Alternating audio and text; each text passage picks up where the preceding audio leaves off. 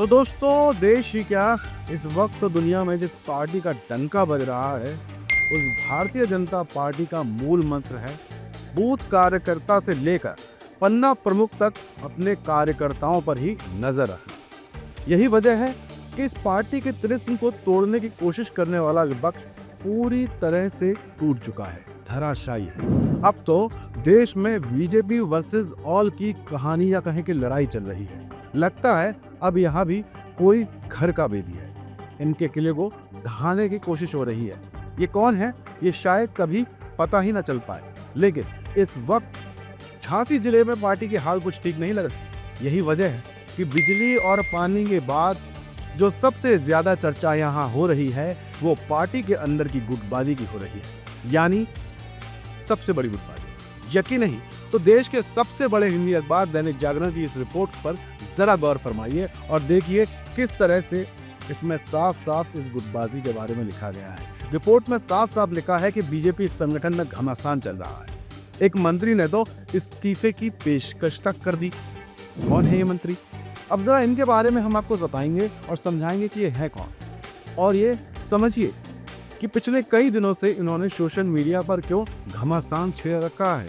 इनका जो युद्ध है वो पार्टी के खिलाफ है या किसी शख्स के खिलाफ, इसके पीछे इनका दर्द क्या है।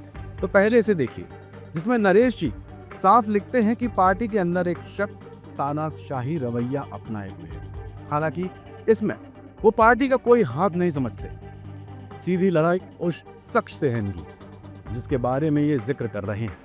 उसके बारे में भी हम आपको बात बताएंगे, उनके बारे में भी चर्चा करेंगे। अब जरा इसे देखिए, नरेश जी जिक्र यहाँ कर रहे हैं कि जमीनों की सौदेबाजी और दौलत का जो नरेश नहीं कर सके, इनका ये कहना है।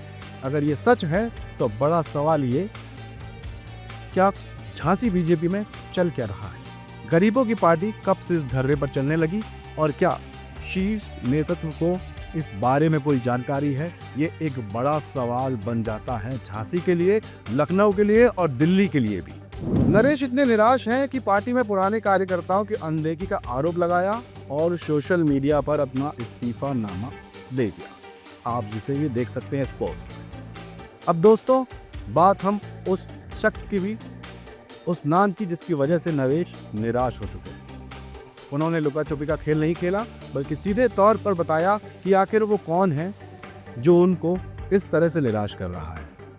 नरेश किस पर आरोप लगा रहे हैं? नरेश की नज़र में वो शख्स हैं मोनू तिवारी, जो हाल ही में झांसी शहर मंडल के अध्यक्ष नियुक्त हुए हैं। नरेश का सीधे फेसबुक पर ये लिखना बड़ी बात है कि कोई जिला अध्यक्ष या मंडल अध्यक्ष अपनी छोटी सी मानसिकता के कारण किस प्रकार पार्टी के पुराने कार्यकर्ताओं का मजाक बना रहा है, उसका एक छोटा सा उदाहरण आपके सामने है। मोनू तिवारी, ये लिखा फेसबुक पर नरेश जी ने। नरेश, वहीं जब हमने इस मसले पर नरेश जी से फोन पर बात की तो उन्होंने क्या कुछ कहा, आप भी सुनिए। जी, ये एक पदाधिकारी या कुछ पदाधिकारी ऐसे हैं जो कि निरंतर कार्यकर्ताओं का मनोबल तोड़ने का काम करते हैं या अपनी तानाशाही के चक्कर में कार्यकर्ताओं का सम्मान की अनदेखा करते हैं।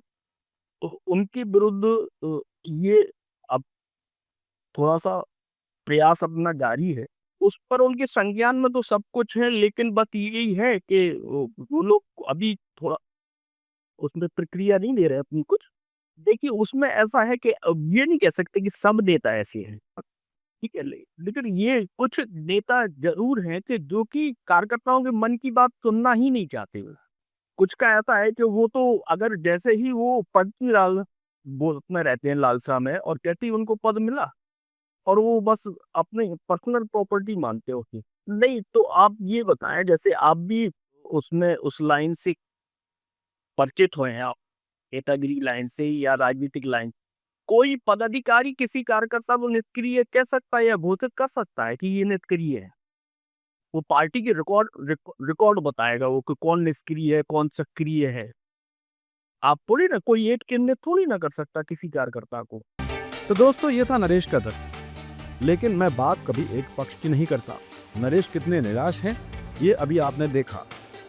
इनकी बातों में कितना दम है पता नहीं, लेकिन इन सब आरोपों पर मोनू शेवारे का क्या कहना है ये बताए बिना बात अधूरी रह जाएगी। तो जान लीजिए, दैनिक जागरण में छपे लेख के मुताबिक मोनू का कहना है कि नरेश लंबे समय से निष्क्रिय हैं और गलत आरोप लगा रहे हैं। मोनू कह रहे हैं कि वो सब कुछ पार्टी लाइन के मुताबिक ही कर रहे हैं। हमने कि मोनू से बात करने की कोशिश करी, लेकिन शायद उन्होंने अपने वरिष्ठों से बात किए बिना इस मसले पर कुछ भी बोलने से हमें साफ न कर दिया। लेकिन दोस्तों, झांसी में बीजेपी की सूर्य फुटबॉल की पूरी कहानी अब आपके सामने है। फैसला आप करिए कि पार्टी के अंदर क्या चल रहा है। मेरे तो कुछ सवाल हैं जो बुंदेलखंड के दिग्गजों के सामने मैं रख रहा हूँ। हो सकता है ये वीडियो आप तक पहुँचे तक उसके जवाब भी मिल जाए। ये सवाल है कि क्या अनुराग शर्मा और रवि शर्मा यानी क्षेत्र के सांसद और विधायक तो जो पार्टी में बड़ा कद रखते हैं, पार्टी में उनकी बात मानी जाती है, इसकी जानकारी है? अगर है तो वो अब तक चुप क्यों है? दूसरा सवाल, पार्टी के जिला अध्यक्ष क्यों मौन यात्रा पर हैं? तीसरा और सबसे अहम सवाल कि अगर ये चिंगारी बड़ी आग बनती है तो इसकी जिम्मेदारी क्या ये सभी लोग लेंगे? झांसी जिले के बड़े दिग्गज लेंगे? बाकी पार्टी क्या करेगी ये वो जाने, लेकिन जो लोग ये सोचते हैं कि बीजेपी की गुटबाजी की खबरें केवल लखनऊ या दिल्ली से आती हैं, केवल लखनऊ या दिल्ली में समझी जाती हैं, वो झांसी जैसे खास जिले पर भी नजर रखें, नहीं तो आने वाले वक्त में इसका खामियाजा उनको भुगतना पड़ सकता है। बाकी होता क्या है कि देखने वाली बात होगी। आप बने रहिए मुझ देहाती के साथ, क्योंकि तकदीर तो जो है वो ऊपर वाला ही देख रहा है मेरी। बस कोशिश इतनी सी है कि सूरत यानी कि तस्वीर बदलनी चाहिए। जय हिंद, जय भारत। श्री राधे। देश के राष्ट्रपिता महात्मा गांधी ने कहा था कि असली भारत हमारे गांव में है। हमारी पूरी टीम की यही कोशिश है कि गांव के हर रंग को हम आप तक पहुंचा सकें। इसलिए बनिए हमारी ताकत, क्योंकि कंक्रीट के जंगलों की चमचमाती दुनिया में गांव अंधकार की ओर जा रहे हैं। देश में स्मार्ट शहर बने, कोई दिक्कत नहीं, पर हम बनाना चाहते हैं स्मार्ट गांव।